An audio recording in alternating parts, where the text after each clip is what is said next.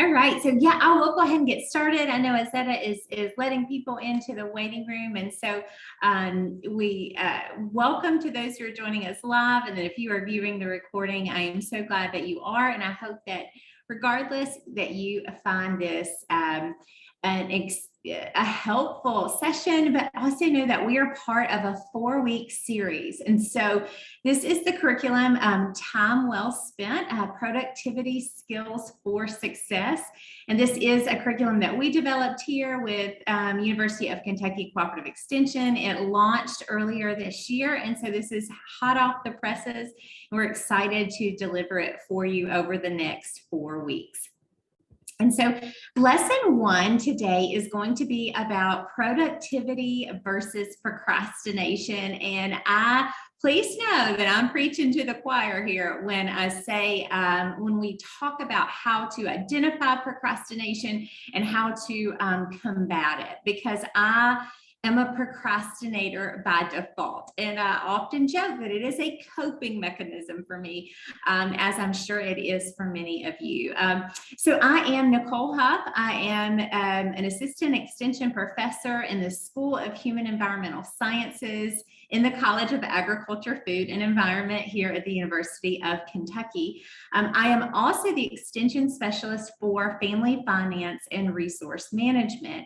And so while finances are one of the types of resources that I help to people manage better, there are many other types of resources that we manage, and those are part of why this curriculum was developed. And so that includes our finances, but it also includes our time and our energy, our relationships, our health.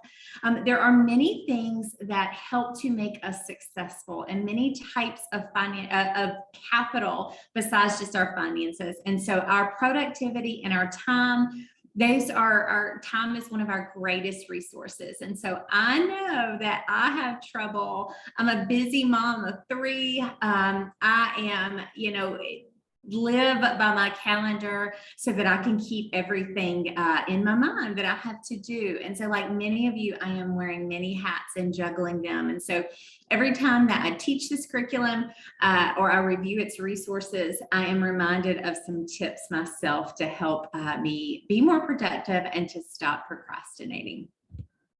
All right, and so some of the objectives for our time together today in particularly is that we're going to look at why do we procrastinate and how can we identify some of those main reasons.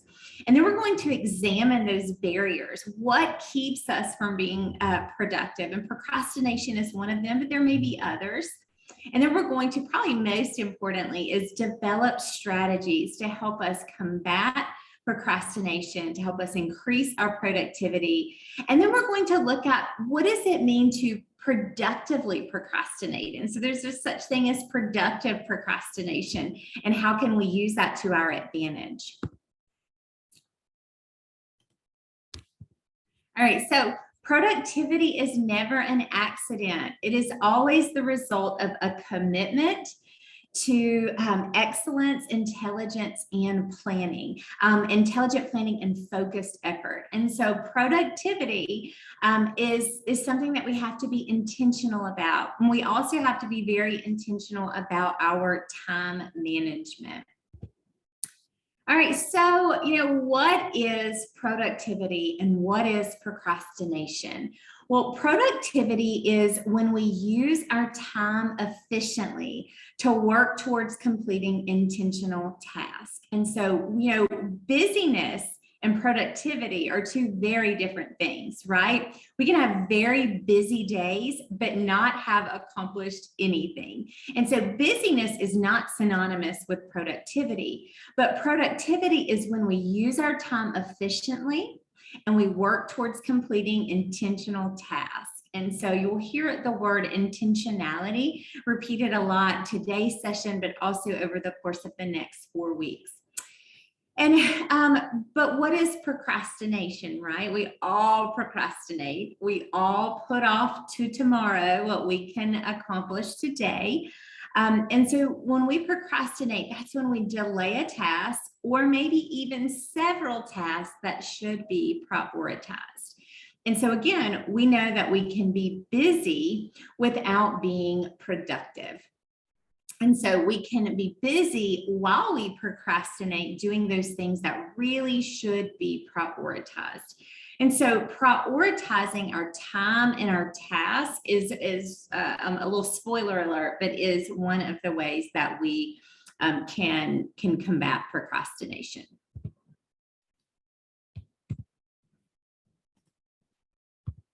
All right, so I wanted to ask you, and you can use the text chat, I have it where I can see it. So why do you procrastinate? What are some of the reasons you procrastinate or maybe a task right now that you're procrastinating? So go ahead and type it in the chat. Why do you procrastinate, or what are you procrastinating on?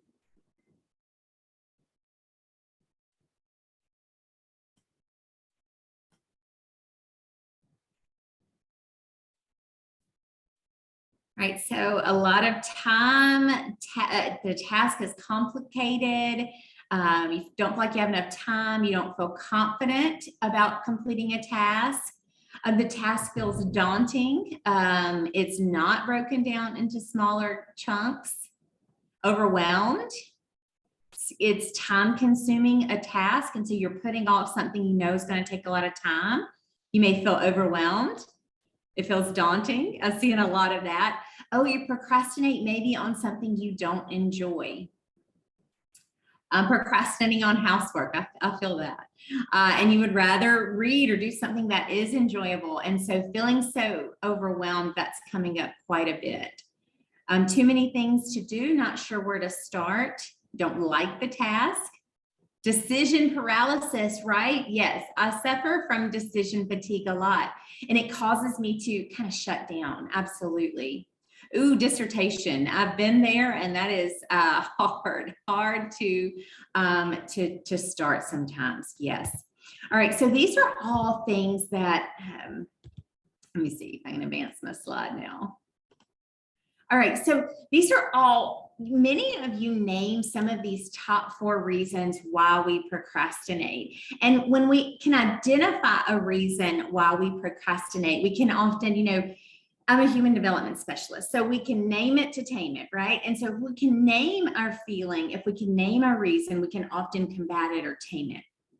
And so there are 4 reasons. And these slides, I will say that when Azetta sends out the materials, you will get a publication that accompanies this material. You'll also get a handout of the slides. And so just because it can sometimes be a good refresher.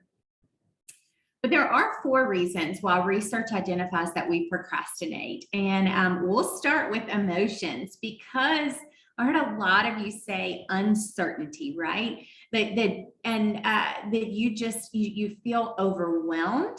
Uncertainty is one, but you feel overwhelmed, which was one of the emotions and reasons that we tend to procrastinate. And so when we feel emotions, we can, as a protective mechanism, which we'll talk more about protection, but we can tend to put something off, and being overwhelmed can be one of those things, and we'll protect ourselves from that.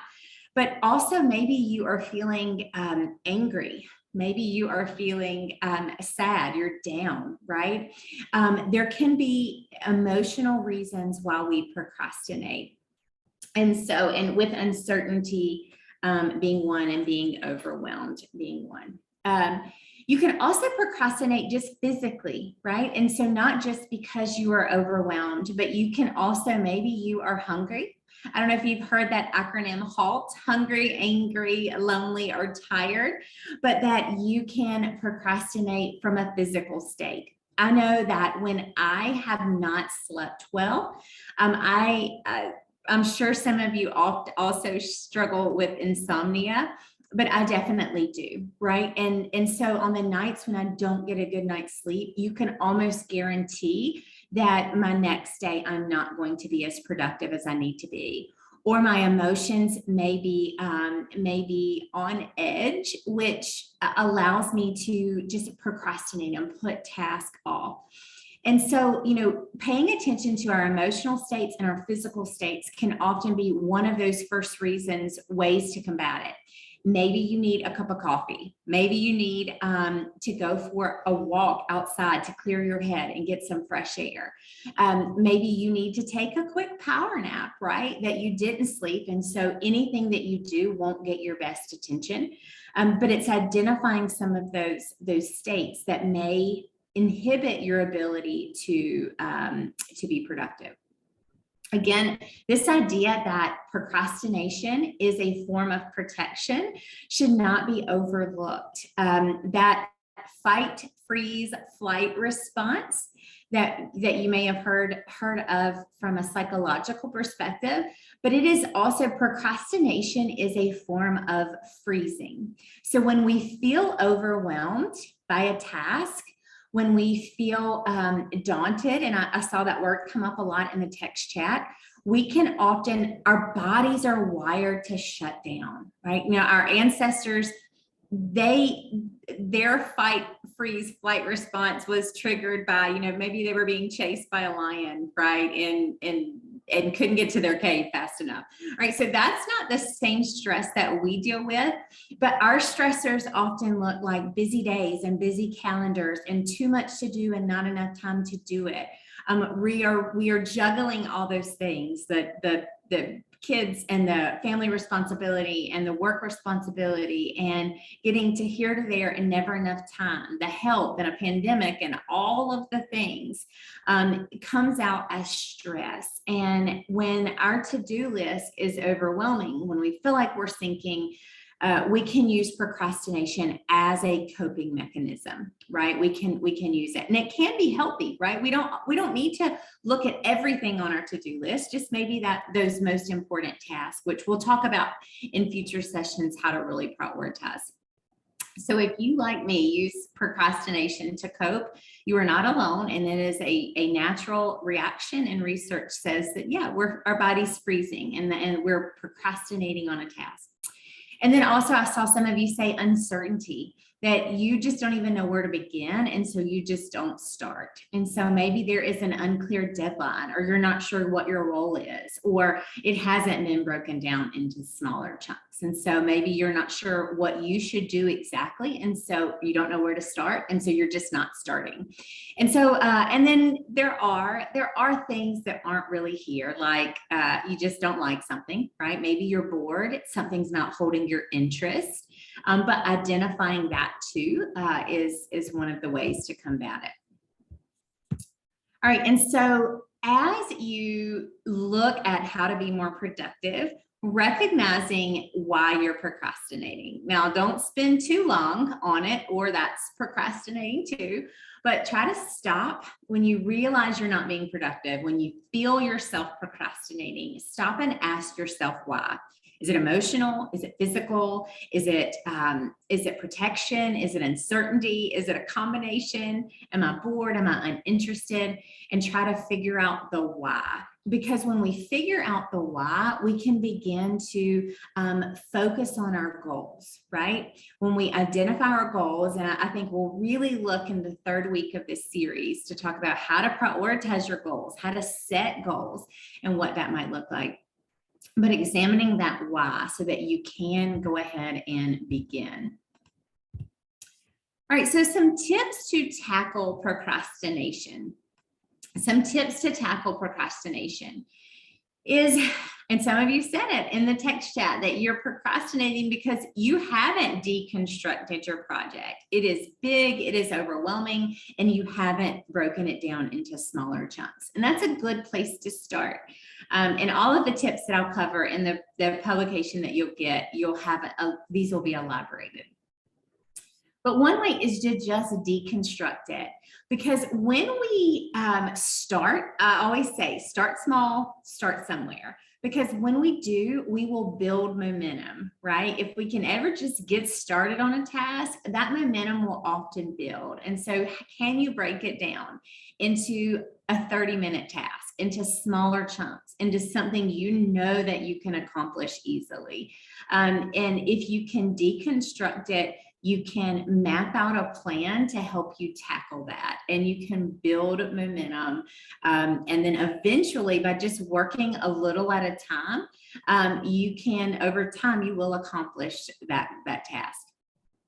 Another one is, what is non-essential? What is in your day or in your hour or your week that is just, it's something that you can delete or delegate, that really doesn't need your attention right this minute. And so another week, I think, again, we'll, over the course of this curriculum, we'll talk about how to prioritize and what to do now, what to do later, what to not to do at all, and what to delegate. And so, somebody mentioned housework. And so is that something that really has to be done? Can you take that off your list? And maybe you have a teenage child you can delegate that task to, or maybe you can look at how responsibility is shared in your household. Maybe you can afford to outsource that. But is there anything that is eating away at your time that is just not essential? Maybe, and there's a lot of spillover between our personal lives and our professional lives. And we'll talk more about that, especially on week 4 with work-life balance. But are there things in either sphere that are keeping you from doing those things that you may need to prioritize most? All right, so maybe uncertainty is one of the reasons that you're procrastinating. So can you tackle that by asking for advice? Can you turn to a colleague or a supervisor and say, hey, I don't know where to start. Can you point me in the right direction? Or if there's a colleague who has been successful on something similar, can you say, hey, how did you do this? How are you so successful? But we don't like to ask other people for things, even if it means that we are not as productive as we could have been, because we don't want to appear incompetent, right? We don't want to say, hey, we don't know where to start.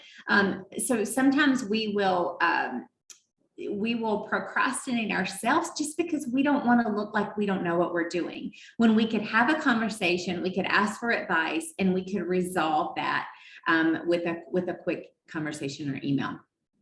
So maybe that's where you need to start. Do you need to set deadlines for yourself? Do you need to say, okay, I've got a busy day, but by the end of the day, I'd like to accomplish this, or by the end of the week, I'd like to accomplish this. Especially for larger tasks. Like I had a grant meeting this morning, and it's easy to procrastinate when we have 2 years to get something done. But if we don't set deadlines throughout, we're going to come up and we're not going to have accomplished why we were funded in the first place. And so, and we are the ones, the grant team, responsible for setting those deadlines. And so, whether you are setting yourself an hour deadline, or by lunch deadline, or by the close of business deadline, but setting deadlines for yourself allows you to take control of your schedule. It allows you to be intentional. All right, maybe you need to reward yourself, right? Like, and so we think about kids in a classroom. There's usually some kind of behavior chart, and we're not going to debate whether that's a good thing child development wise or not, but we know that rewards are a good thing. So, telling yourself, I'm going to minimize my email. I'm not going to look at it for 1 hour. I'm going to work. And at the end of that hour, I'm going to take a 10-minute break. I'm going to fix myself some coffee. I'm going to give myself a few minutes to scroll social media. But it shows our brains that, hey, there's an end in sight, but right now I need to work. And it allows us to minimize our distractions because we know a reward is coming. So, Pavlov and those psychologists had it right, where there is something to be said for reward systems and conditioning ourselves to delay gratification. So put aside social media, work for a little bit, and then reward yourself for small tasks, for large tasks, whatever helps to incentivize you to get something done. All right, the next tip is to tip the balance. And so that is changing your mindset. How can you shift your perspective so that you can, instead of I have to do this, but I get to do this, right? So how can you shift your perspective so that you reframe it in a way that makes you, again, take control of the situation? Don't see it as a chore, but see it as an opportunity. So maybe you are doing something that you really don't like. You're filing paperwork, right? Nobody likes to do that, or nobody likes to do reporting, or all those tasks that we tend to put off. But you know that doing that is going to get you closer to a long-term goal. Maybe you're developing skills in those small tasks that are going to help you later on, or that are going to show that you're a responsible employee.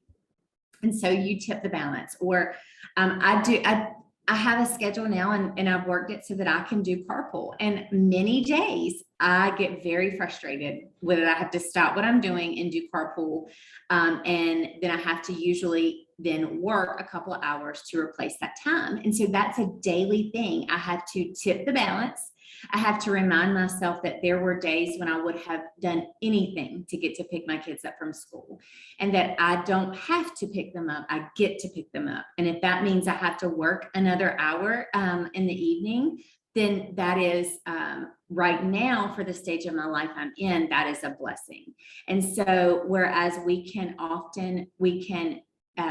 we have a negative mindset, it can keep us frozen. So we don't move forward with things because we need to just reframe our situation. All right, and then the final one is this final tip. And again, over the next 4 weeks, we'll talk about many other tips to tackle procrastination, and just altogether more ways that we can be productive in our personal and professional lives.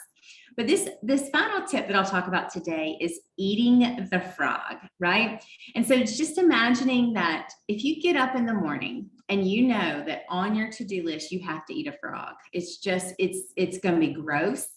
There's no way around it. All right. It is, you don't want to do it, but if you put it off, is it going to get any tastier? No, you still have to eat that frog before you go to bed. And so what can you do to make that frog more palatable, right? Maybe you just need to go ahead and do it first thing. Maybe you need to cook it a bit more and season it up some so that it is easier to swallow. But at some point, you just got to eat the frog, right? We just have to do what it is we have to do. All right, and so in the handouts that you'll get from signing up for this webinar, one of them is a worksheet on how can you season it up, right?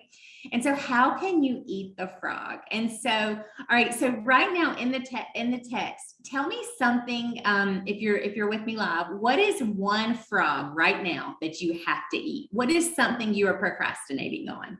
What is one task that you're procrastinating on?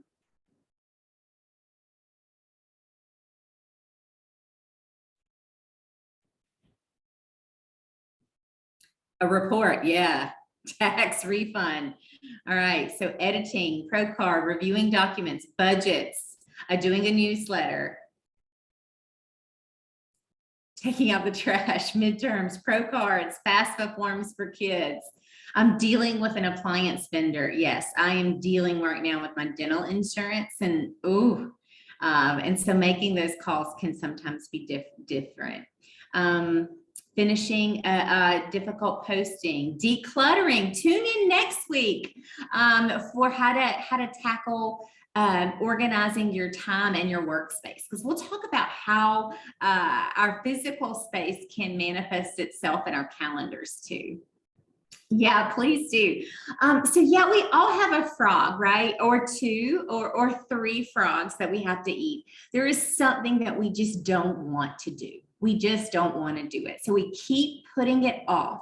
All right. And so think about ways that you can, whatever that task that you need to be prioritizing, what are some ways to make it more enjoyable? How can you season it up, right? We joke because we have a Cook Wild Kentucky extension program about, and they may like eating frogs, right?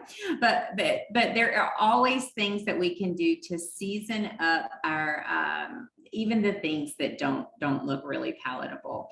And so be thinking about that the next time you just have to eat a frog. It's large, you got to do it.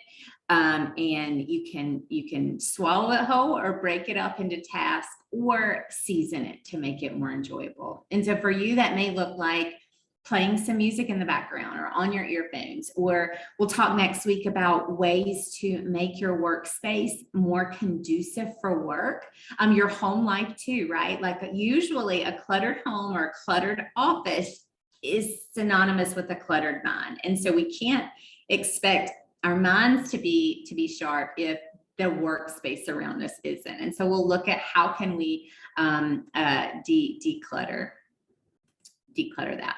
All right, so the last thing I want to talk to you as we round out the time, and we'll leave some time for Q&A, and then, but I do thank you for spending your lunch hour with me, is this idea of productive procrastination. We are being productive. We are being busy.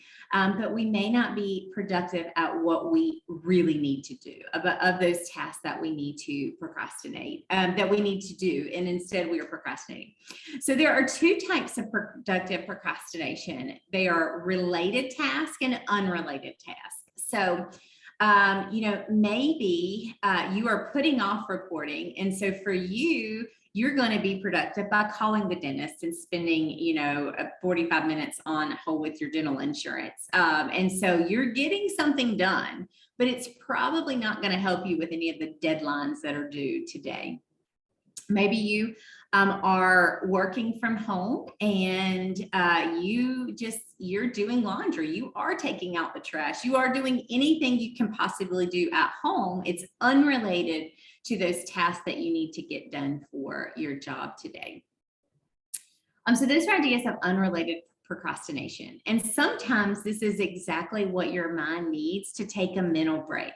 Sometimes you need to go put in a load of laundry, or to go get a cup of coffee, or to do something unrelated, to call, to do that thing that you've been putting off, because it can give your mind just a little break from that task that's stumping you. So sometimes it can be a good thing. It can help you clear your mind. It can help you take a deep breath, and then you can come back to that larger task. Then there are sometimes though when it's just keeping you from eating the frog. There are also related procrastination. Maybe you have this big project, and so you spend an hour organizing those files. You don't like organizing the files, but it kind of helps you get your notes in order. It's keeping you from doing the thing you really need to do, but it's somewhat related. Maybe that's cleaning out your email inbox, or organizing your desktop icons, or something that is, you can kind of argue that it is in the ballpark of what you need to do, but it is not moving you forward towards your goal in a meaningful way. Go back to that definition of productivity. You are not being intentional with your time, and you are not working towards your goal in a way that is meaningful and that is actually accomplishing things. So again, maybe you just need to build momentum. And so maybe by organizing your files, that's at least getting you towards the direction of something that you need to do. And so that's a time where related productive procrastination can be very beneficial. And so you again have to ask yourself, you have to reflect, I am being busy right now. I am being productive, but am I working towards my goal, or am I just procrastinating on what I need to prioritize first? Okay, so let me see, there's something in the chat. Yep, seeing the trees amongst the forest, the task I should be delegating, but are easier for me to do, so I do them over. Yeah, that's a really good point. Is sometimes instead of delegating or deleting a task, we'll do it because it keeps us busy, but we're just productively procrastinating. So our time would be better served if we delegate or delete that task and move on to something that only we can accomplish, right? Because there's some things that we can't delegate. There's some things that we have to turn over to somebody who is, either better equipped, or maybe that's their job. You know, like if I like creating a flyer for an event, but that's really not in my job description when we have a marketing team who does that. So I'm doing it, but it's not, that's something someone else can do. And this will look different for everyone. In week 3, I think we really talk about prioritizing our task and how to do that and how to get in the flow, and how to build flow, build momentum, and minimize our distractions. That's all in week 3. All right. So this is, you know, kind of the question or comment. So Azetta said to leave it on a slide. So I'm going to leave it on this one. If you are, you can either type it in the, and I will also type this in the text chat, but I will take questions now. Are there other questions about ways to tackle productivity? Are there comments about something that you are procrastinating on? And so now I'd love to open it up to, and I'm going to try to type this. I'm going to multitask for a second. All right, so hopefully that will take you to the online survey. So we love your feedback, and so you can click that. But any other comments or thoughts, or what do you think is a big roadblock to your productivity? And so I can let you know when we're addressing it over the series, or we can talk about it now. You guys are welcome to unmute yourself and ask your question, or you can just type it in the chat.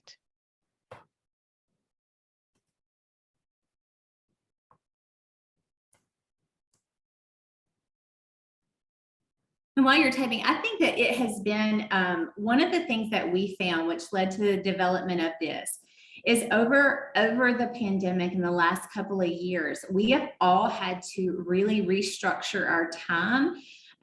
We had to pivot at first to deal with the pandemic and different work environments, but now that we're ending that that time in history, we're having to reclaim our time and restructure our time and restructure our priorities. And so it can really be very difficult to manage our time effectively. And so one of the biggest tips I can offer is to identify why. Is it emotional? Is it physical? Is it a coping mechanism? Is it protection? Or are we just uncertain for what we need to do? And so begin to identify it, then we can begin to combat it. I appreciate the comment you made about the difference between busy and productive. Like, you can be busy doing, like you just mentioned, unrelated tasks, or it could be sort of related, but not the actual task you need to be doing. So you still say, I'm busy, I have all this stuff to do. And I also appreciate the comment you made about the whole deleting versus delegating, or do you need to do it? You know, just kind of pausing long enough to think, okay, do I need to delegate this? Do I need to delete this? You know, should I even be doing this, or is it something I have to do? I appreciate that pause break there. Yeah, absolutely. And those are things we'll continue to talk about. We'll break down some of these more. So week 2 is on organizing our time in our workspace. So on scheduling and how to block time, how to minimize our distractions. Week 3 is on prioritizing our tasks. And so looking at what do we need to do now? What do we need to do later? What don't we need to do? And what do we need to delegate, and how to prioritize. So if that's an area that you struggle with, you'll likely find that week especially relevant. And then the last week, we'll round out the series with probably my favorite on work-life balance. What does it look like? Is balance really a thing? What do we do when we're sinking? When we have we can't even schedule it because we just don't have enough hours in the day. And so how can we manage that so that we can protect our relationships, protect our mental health, our physical health, and keep our jobs, right? Keep those things that are important to us, so how we can be very productive.